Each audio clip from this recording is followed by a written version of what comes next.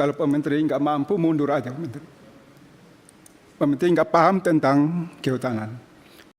Menteri Kehutanan Raja Juli Antoni menyatakan kesiapannya untuk dievaluasi terkait bencana banjir dan longsor yang melanda Aceh, Sumatera Utara, dan Sumatera Barat. Ia menilai kritik publik merupakan bentuk aspirasi dan ekspektasi atas kinerjanya sebagai pejabat negara.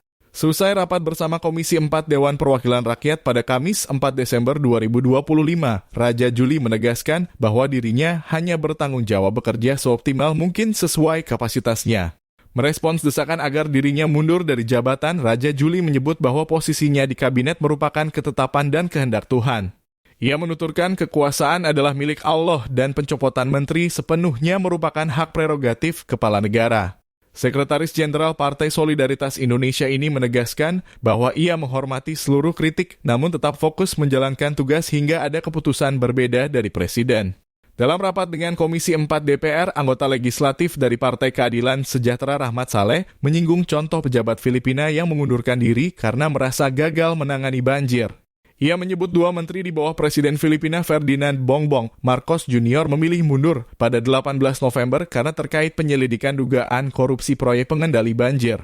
Rahmat menilai langkah mundur dari jabatan bukanlah hal tabu, terutama jika seorang menteri merasa tidak mampu menangani bencana yang terjadi. Dan salah satu fakta sekarang Pak Menteri, kita ingin menyampaikan bahwa sekarang itu hampir ratusan ribu hektar kebun sawit yang mereka itu melanggar di atas HGU mereka, yang mereka menanam di atas kawasan hutan. Misalnya di Agam sekarang. Agam itu wilayah terparah di Sumatera Barat, ada satu kampung itu terbenam Pak Menteri. Di situ ada Satgas PHK tertibkan aktivitas ilegal seluas 3.043 hektar di cagar alam meninjau. Di Sumatera Utara juga seperti itu. Ada sekitar 47.000 hektar sawit yang berada di padang lawas dan itu juga sudah disita oleh PHK, Satgas PHK. Oleh karena itu, dalam momen ini kami ingin menyampaikan ini kebun sudah dikuasai oleh negara. Dari hasil penyitaan terhadap pembalak-pembalak kemudian bajingan-bajingan yang mereka itu menanam sawit di luar HGU di kawasan hutan. Dan ini perlu diambil, jual itu semua ladang, kemudian berikan itu untuk pembangunan infrastruktur yang hampir belasan triliun di 3 provinsi ini.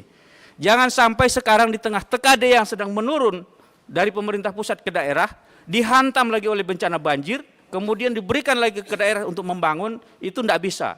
Oleh karena itu, ini ada kesempatan bagi kita untuk mengambil alih aset itu yang sudah dipegang oleh negara, kemudian berikan itu kepada wilayah masyarakat kita. Pak Menteri yang kami hormati, perlu kami sampaikan bahwa mereka itu sudah menikmati hasil puluhan tahun, menuai hasil sawit yang berada di kawasan hutan. Sekarang hampir 2,3 juta penduduk merasakan dampak banjir, mereka enak-enak tidur di Singapura sana. Kita tahu perusahaannya.